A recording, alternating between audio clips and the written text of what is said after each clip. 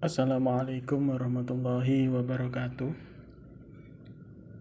Melanjutkan pembelajaran di kelas 12. Pada pertemuan yang lalu kita sudah membahas tentang makna Al-Quran surat Ali Imran ayat 190 sampai dengan ayat 191 dan ayat 159, yaitu tentang berpikir kritis dan bersikap demokrasi. Pada pertemuan hari ini, pertemuan ketiga, kita akan belajar tentang hadis tentang berpikir kritis dan bersikap demokrasi. Sebelum kita memulai pembelajaran ini, mari kita berdoa bersama-sama. Yang pertama kita membaca Al-Fatihah, yang kedua kita membaca doa sebelum belajar. Mari kita memulai pembelajaran hari ini dengan bacaan surat Al-Fatihah. Al-Fatihah. A'udzu billahi minasyaitonir rajim. Bismillahirrahmanirrahim. Alhamdulillahi rabbil alamin. Arrahmanir rahim. Maliki yaumiddin. Iyyaka na'budu wa iyyaka nasta'in. Ihdinas siratal mustaqim. Siratal ladzina an'amta 'alaihim ghairil maghdubi 'alaihim waladdallin. Amin. Rabbi zidni ilma warzuqni fahma waj'alni min ibadika sholihin. Oke, langsung saja kita mulai. Hadis tentang berpikir kritis. Di sini hadis yang pertama. Bismillahirrahmanirrahim. An Abi Ya'la Shaddad bin Aus radhiyallahu anhu anin Nabi Muhammad sallallahu alaihi wasallam qala al-kaisu man dana nafsahu wa amila liman ba'dal mauti wal ajizu man adba nafsahu wa tamanna 'ala Allah. Rawahu Tirmidzi. Yang artinya dari Abu Ya'la, yaitu Shaddad ibnu Aus radhiyallahu an, dari Nabi Muhammad SAW, beliau bersabda, orang yang cerdas ialah orang yang mampu mengintrospeksi dirinya dan suka beramal untuk kehidupan setelah mati. Sedangkan orang yang lemah ialah orang yang selalu mengikuti hawa nafsunya dan berharap kepada Allah Subhanahu wa taala dengan harapan kosong. Hadis riwayat Tirmizi. Dan beliau berkata hadis hasan. Nah, di sini di dalam hadis ini Rasulullah SAW menjelaskan bahwa orang-orang yang benar-benar cerdas adalah orang-orang yang pandangannya jauh ke depan, menembus dinding duniawi, yaitu hingga kehidupan abadi yang ada di balik kehidupan fana di dunia ini. Yang intinya, kita hidup di dunia ini itu tidak hanya untuk duniawi saja, tetapi untuk kehidupan akhirat. Yang kedua, orang yang tidak meyakini adanya hari pembalasan tentu tidak akan pernah berpikir untuk menyiapkan diri dengan amal apapun. Yang ketiga, orang bodoh tidak pernah takut melakukan korupsi, menipu, dan kezaliman lainnya, asalkan dapat selamat dari jerat hukum di pengadilan dunia. Yang keempat, kemaksiatan adalah tindakan bodoh, karena hanya memperhitungkan pengadilan dunia yang mudah direkayasa, sedangkan pengadilan Allah Subhanahu wa taala di akhirat yang tidak ada tawar-menawar malah diabaikan. Yang kelima, orang yang suka bertindak bodoh adalah orang-orang lemah. Yang keenam, orang yang cerdas juga mengetahui bahwa kematian dapat datang kapan saja tanpa diduga. Oleh karena itu, ia akan selalu bersegera melakukan kebaikan atau amal soleh tanpa menunda. Jadi di sini di dalam hadis tentang berpikir kritis itu kita intinya jangan menjadi orang yang bodoh. Kita itu harus menjadi orang yang cerdas. Harus bisa berpikir sebelum melaksanakan perbuatan yang kita lakukan, karena perbuatan yang kita lakukan itu nanti ada hukumannya di akhirat. Kemudian hadis yang kedua masih tentang berpikir kritis. Dari sini saya akan menjelaskan. Wa an Abi Hurairah radhiyallahu anna Rasulullah sallallahu alaihi wasallam qala badirul bil a'mali sab'an hal tangtadiruna illa faqran mungsian au ghinan mudghiyan au maradan mufsidan au haraman fannadan au mautan muhizan awid dajjal wasyaru ghaibin yang yungtadur awis sa'ada wasa'adu ada wa ammar rawahu Tirmidzi wa qala hadisun hasan.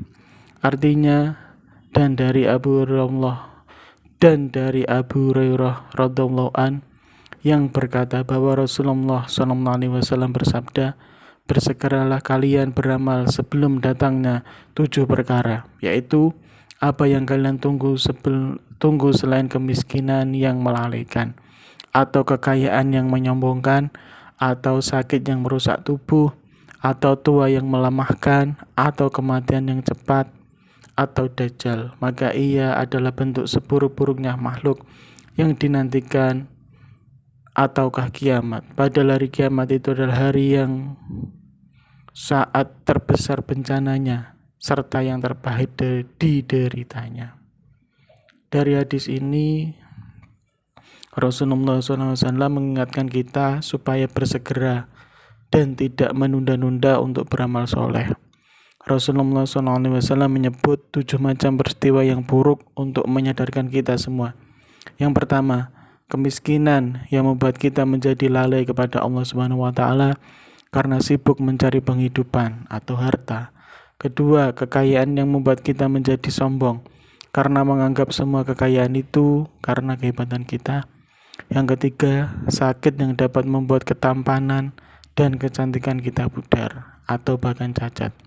Yang keempat, masa tua yang membuat kita menjadi lemah atau tak berdaya.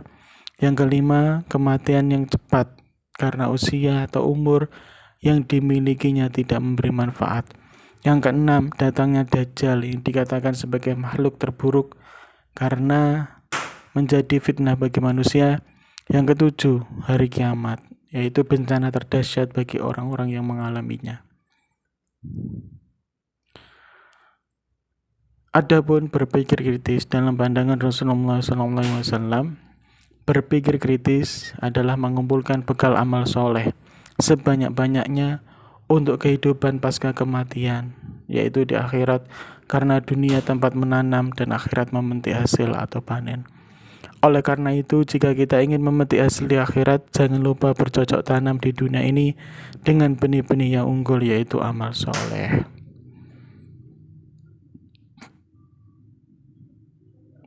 Oke, selanjutnya ini hadis tentang demokrasi.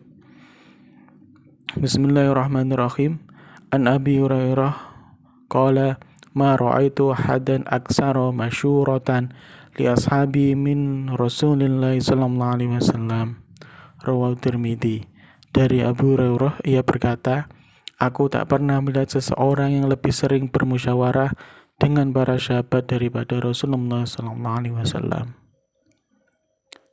Penjelasan hadis tersebut menjelaskan bahwa menurut pandangan para sahabat, Rasulullah SAW adalah orang yang paling suka bermusyawarah. Dalam hal urusan penting, beliau senantiasa melibatkan para sahabat untuk dimintai pendapatnya. Seperti dalam urusan strategi perang, sikap Rasulullah SAW tersebut menunjukkan salah satu bentuk kebesaran jiwa beliau dan kerendahan hatinya, yaitu tawadu. Meskipun memiliki status sosial yang paling tinggi dibanding seluruh umat manusia, yaitu sebagai utusan Allah, sebagai Rasul, namun demikian kedudukannya yang begitu mulia di sisi Allah Subhanahu wa taala itu sama sekali tidak membuatnya merasa paling benar dalam urusan kemanusiaan yang terkait dengan masalah ijtihadi, yaitu dapat dipikirkan dan dimusyawarahkan karena bukan wahyu. Padahal dapat saja Rasulullah SAW memaksakan pendapat beliau kepada para sahabat, dan sahabat tentu akan menurut saja. Tetapi itulah Rasulullah, manusia yang agung, yang tawadhu dan bijaksana.